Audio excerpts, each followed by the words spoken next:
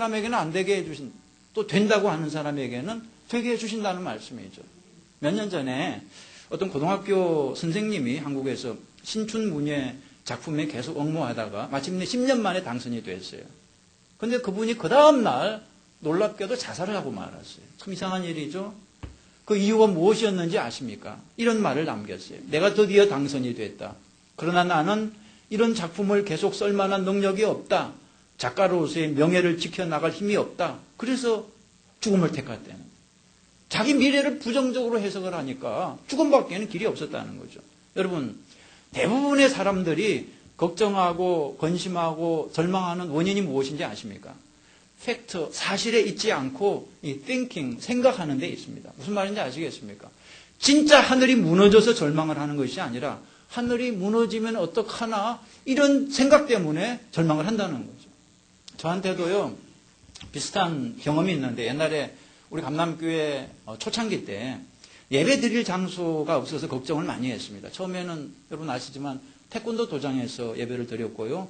그 다음에는 갈보리 교회에서 예배 드렸고, 그 다음에는 루트란 교회, 그 다음에는 침례교회. 지금 생각해 보니까 참 교파도 다양하게 두루두루 돌아다니면서 예배를 드렸는데, 하여튼 남의 건물을 여기저기 빌려 쓸 때 무슨 생각이 들었냐 그러면, 혹시라도 여기서 쫓겨나면 어떡하나. 여기서 쫓겨나면 갈 데가 없는데. 항상 그 생각이 들어서 마음이 불안하고 낙심이 됐습니다. 자꾸 걱정을 하다 보니까 나중에는 무슨 생각까지 들었냐 하면, 내가 언제까지 이렇게 남의 눈치 보면서 살아야 되나? 왜 나는 이렇게 건물도 없는 교회 목사로 계속 살아야 되나?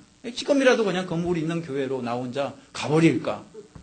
여러분 가끔씩 교회 옮기고 싶죠? 저도 그래요. 저도 그냥 좀 건물이 있는 교회로 가고 싶고 막 그런 생각이 들었습니다. 근데 하루는 하나님이 제 마음속에 그런 생각을 주셨습니다. 너는 왜 미리부터 그렇게 걱정을 하느냐? 왜 미리부터? 나중에 때가 되면 정말 좋은 장소를 내가 줄 텐데 왜 그렇게 믿음이 없느냐? 하나님의 말씀은 정말 틀림이 없었습니다. 말씀하신 그대로. 그죠? 오늘의 우리 현재 교회 건물을 주시지 않았습니까? 지금까지 여러 교회를 정말 옮겨 다닌 건 사실이었지만 한 번도 갈 데가 없어서 정말 길바닥에 내몰린 적은 없었습니다. 그러니까 여러분 어떤 환경에서도 부정적으로 생각하지 말라는 것입니다. 안 된다고 생각하지 말고 된다고 생각하십시오. 하나님이 되게 해 주실 것이다. 이렇게 믿으시기 바랍니다. 옛날에 한국에서 초창기에 가수 중에 윤심덕 씨라고 기억하십니까? 아마 연세 많으신 분들은 기억하실 거예요. 적어도 70은 돼야. 여자 가수인데요. 이분이 원래 성악을 전공한 분인데 일본 유학까지 갔다 왔습니다. 이 가수가 히트시킨 노래가 무엇이었습니까? 사회찬미. 그죠? 사회찬미. 죽음을 찬미하는 노래죠. 이 가수가 맨날 이 사회찬미 이 노래만 부르다가 나중에 어떻게 됐습니까? 현해탄 앞바다에서 그냥 자살을 하고 말았습니다. 반면에 한국의 송대관 씨라고 있습니다. 이 가수가 히트시킨 노래가 뭐죠? 쨍하고 해뜰 날 돌아온단다.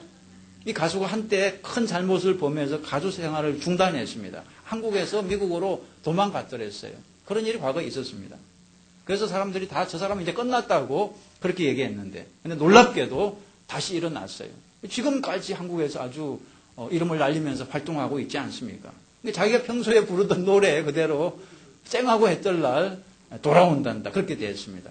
생각대로, 여러분 생각하시는 대로, 여러분이 입으로 고백하시는 대로, 믿음대로, 기도대로 그 결과가 나온다는 사실을 기억하시기 바랍니다.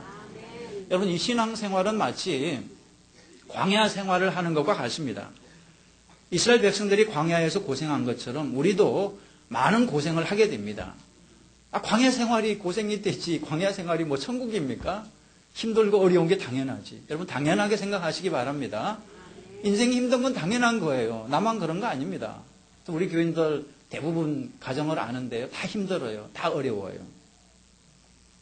길이 막힐 때도 있고 또 양식이 떨어질 때도 있고 또 병에 걸릴 때도 있고 또 악한 사람들을 만날 때도 있고 별의별 일이 다 있습니다. 아무리 광야 생활이 힘들어도 여러분 부정적으로 생각하거나 낙심하지 말라는 것입니다. 성경이 가르쳐주는 비결은 긍정적으로 생각하라. 환경을 보지 말고 누구를 바라보라고요? 하나님을 바라보라.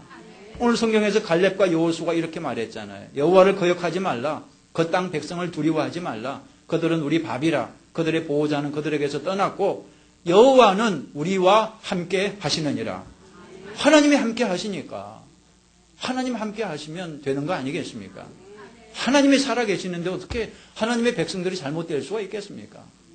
절대 잘못되지 않습니다. 하나님을 신뢰하시고 언제나 긍정적으로 생각하고 고백하는 여러분 되시기를 간절히 바랍니다. 자, 두 번째, 광야 생활에서 성공하는 비결은 뒤를 돌아보지 마라. 한번 따라해 보시죠. 뒤를 돌아보지 마라. 광야 생활을 잘하기 위해서는 뒤를 돌아보면 안 됩니다.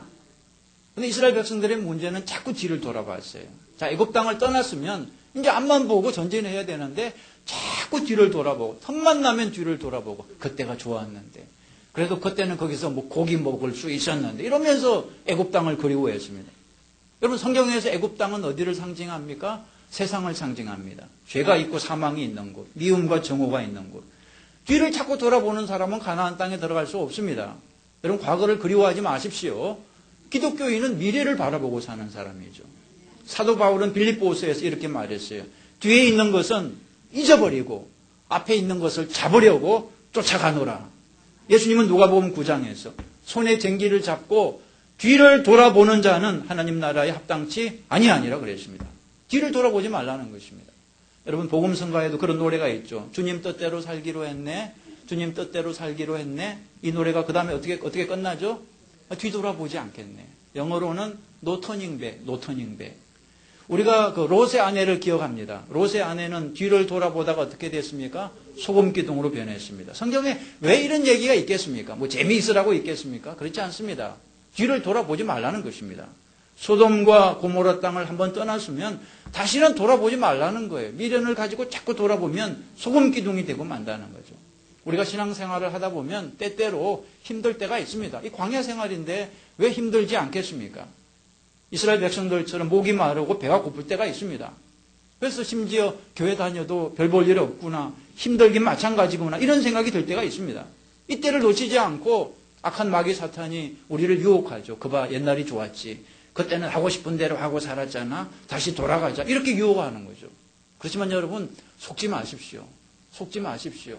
돌아가면 어떻게 됩니까? 다시 노예가 되는 것입니다. 과거에 노예였잖아요. 애굽에서. 돌아가면 다시 노예가 되는 것입니다. 옛날에 제가 목사 시험에 한번 떨어진 적이 있다고 말씀을 드렸습니다. 틀림없이 붙을 줄 알았는데 떨어졌어요. 시험에 떨어진 후에 LA에서 산호제까지 차를 몰고 가는데 비는 주룩주룩 내리고 너무 마음이 심란해서 너무 정말 이러다가는 사고 나겠다 싶어가지고 모텔에 일찌감치 들어가서 혼자 잠을 자는데 얼마나 화가 나는지 도대체 잠이 오지 않았습니다. 제가 그때 신학 공부를 한국에서 6년, 미국에서 3년, 또 1년, 10년을 했는데 풀타임으로 아니 목사 시험에 떨어졌으니 이게 말이 되는 소리겠습니까? 이해가 안 되고 받아들일 수가 없었습니다.